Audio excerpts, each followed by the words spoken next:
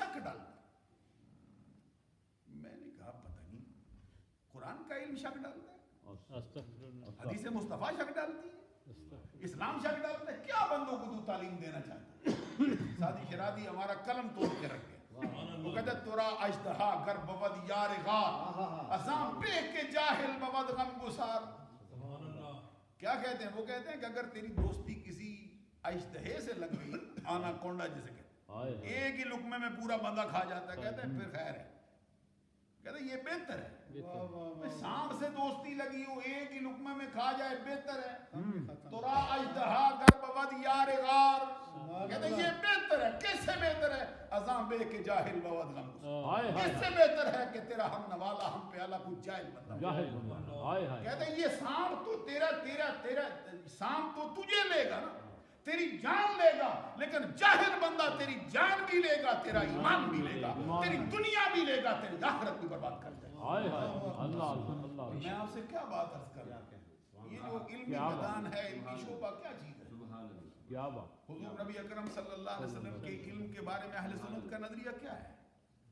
سرکار کا علم کتنا ہے؟ کوئی اندازہ لگا سکتا؟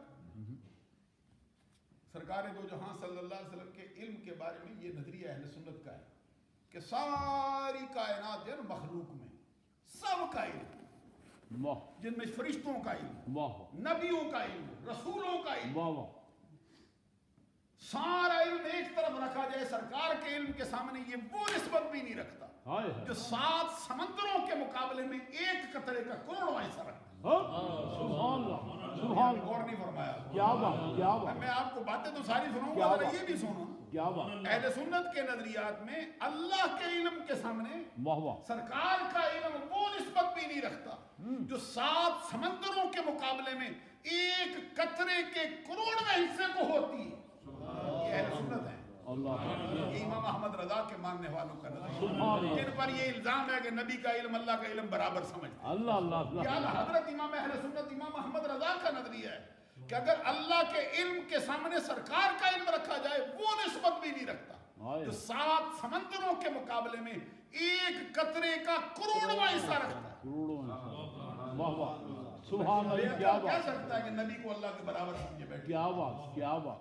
ہم تو کہتے ہیں نبی کے بعد جو کچھ ہے اس کا ذاتی ایک بھی نہیں ہے, سارے کا سارا اللہ کا ہی عطا کرتا ہے, سب اللہ کا عطا ہے, مصطفیٰ کا ذاتی کوئی نہیں. اور اعلیٰ حضرت نے فتویٰ اس پر دیا ہے اور فرمایا جس کا یہ نظریہ ہو کہ کوئی بندہ ذاتی طور پر ایک ذرے کا علم جانتا ہے, اس سے بندہ کافر ہو جاتا ہے.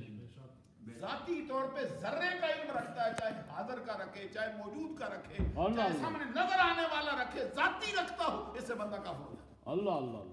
معلوم ہوا کہ نظریہ اہل سنت میں سرکار کو جو کچھ آتا ہے, جو کچھ بتاتے ہیں, جو کچھ رکھتے ہیں اپنے دامن میں, سارے کا سارا اللہ کی عطا سے. نبی اکرم صلی اللہ علیہ وسلم کے علم کے سامنے موسیٰ علیہ السلام کا علم بھی رکھ دیا جائے, خضر علیہ السلام کا علم بھی رکھ دیا جائے, اغواس اقتاب کا علم بھی رکھ دیا جائے, فرشتوں کا علم بھی رکھ دیا جائے, جبرائیل, میکائیل, اسرائیل کا علم بھی رکھ دیا جائے, وہ نسبت نہیں رکھتا جو 7 سمندروں کے مقابلے میں ایک قطرے کا کروڑواں رکھتا ہے. تو پھر جن کے علم کا یہ حال ہے ان سے اللہ تبارک و تعالیٰ نے کیا فرمایا. محفل تو میں سمجھتا ہوں جو صوفی ہوتے ہیں نا بندے, جتنے بھی پیری مریدی کے شعبے میں آتے ہیں, یہ ایک اعتبار سے علم کے میدان میں داخلہ لے لیتے ہیں.